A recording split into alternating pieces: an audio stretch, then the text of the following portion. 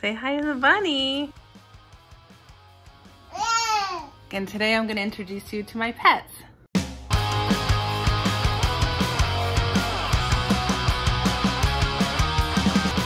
If you like this video, please hit subscribe. The first one is Harley. You're so cute. Harley is a mini Rex rabbit. He's about 6 years old. I adopted him. Actually, he's probably older. Oh my gosh, he might be more like 8 years old. Oh, rabbits only live around 10 years. Only. I know that seems like a lot. Oh, are you getting scared? No, he's okay. He might live to 11 years. I had one rabbit live to 11 years. So he is a senior rabbit. I think he might be going blind. I adopted him from the Humane Society. He's a jerk. He bites. He likes to bite. He bites a lot just to tell you what's what, or sometimes he just bites you for fun. I feel like I adopted him when he was 4 years old, and I feel like he was given up to the shelter because he was bought in for children and then kept biting them. I don't know. I know he was with a family that surrendered him. I don't know the details. But he is so cute. Like, I could see why you would buy him for a child.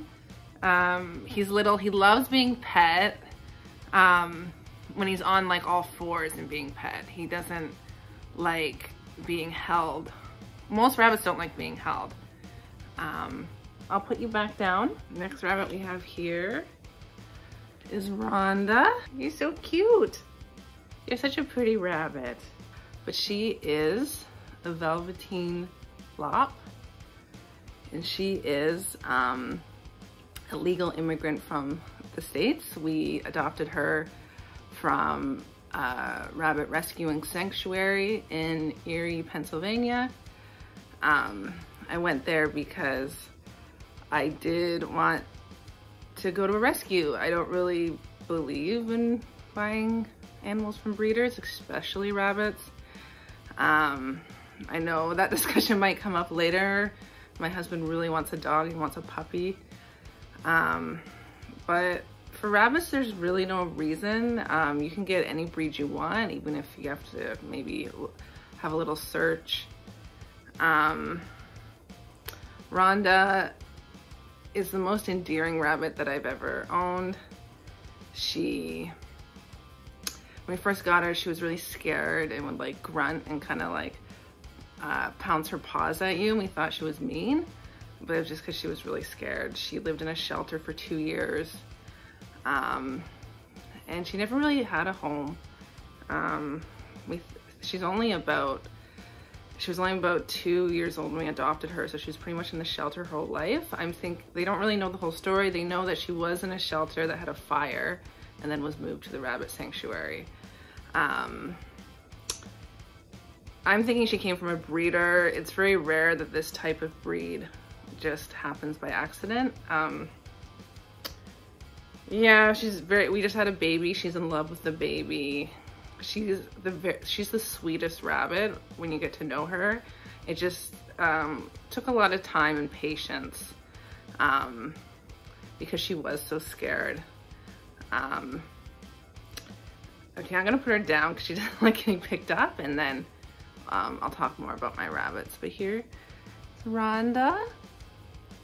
Definitely one of the benefits through going through a rescue is that you can get a rabbit based on its personality and actually not on the breed. I'd actually recommend not getting a rabbit based on the breed. I just did it because I am a very experienced rabbit owner, so I knew, you know, I was gonna be willing to take whatever. They're all different, you really can't tell.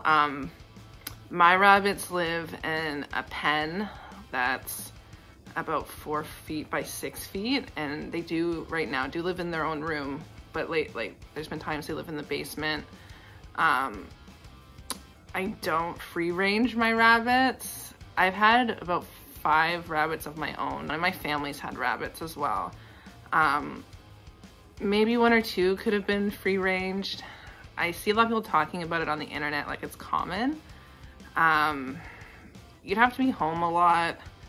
Or again, it really depends. Like some rabbits are just like angels. They never chew anything and they always go in the litter box. There's so many rabbits that need homes. People just dump them on the street. Like they release them into the wild because they see wild rabbits. And that's just really cruel. Like, yeah, like just dumping them on the street. Like if you have a rabbit that you can't take care of anymore, or if it was too much work, just call a rescue. Do the responsible thing. Even if you have to wait for a spot, like you can be put on a waiting list at the Toronto Humane Society. And yeah, it might take a few months, but then you know your rabbit is gonna have a home. That's really the responsible thing. Like, do not let your rabbits go. One organization that's doing a really good job in Ontario is Rabbit Rescue Incorporated. I'm gonna put a link in the description to the organization. I know I try to donate a few times a year. My band did a benefit concert and we raised money and we donated to them. Really fostering an adoption, like that's where you make the difference. Like obviously donation helps, but you know, if you can adopt an animal, you really save that animal's life. Even again, if they're in a no-kill shelter, then you free up a spot for another animal. If you get them from a rescue, they're already spayed and neutered, and that can be like $300 to do on your own. Not having a rabbit spayed and neutered is actually really cruel, especially for the male rabbits. My first rabbit was an unneutered male. I had no idea. I didn't know anything about rabbits. I just adopted him because he was cute. I wouldn't recommend doing that. But he had a stuffed animal girlfriend that he would hump like 20 times a day. Like he was so frustrated. Like they really do hump like rabbits, and to not have them neutered I think is cruel. And then for the females, they actually develop cancer in their uterus. It's like very common. Again, spaying them lengthens their life. Yeah, it's really important you get a good vet when you get a rabbit. I went to a bad vet that gave me bad advice, and it ended up with my rabbit dying because she was advertised as a rabbit vet. It was the Wellesley Animal Clinic, and it was a female vet. I've kind of like blocked the whole experience from my mind, but just I would not go there. The best vet in Toronto is the Jameson Animal Hospital with Doctor Munn. Rhonda actually had dental disease, and that could have been one of the reasons why she was so mean. Maybe she was in a lot of pain. Last year she got teeth removed and Dr. Munn did that.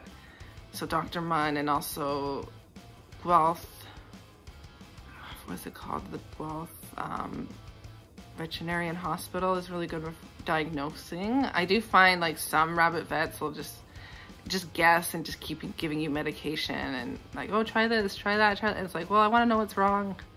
I want to fix it. So yeah, and they can, like any pet, it can be expensive, and you really shouldn't take on a pet unless you're willing to pay veterinarian costs and other costs. If you have any questions, leave it in the comments. I'd be happy to answer or direct you if you have any questions about rabbits. Like, I love talking about them. They're great pets. Okay, so that's it, and I will see you guys later for another video. Please subscribe if you haven't.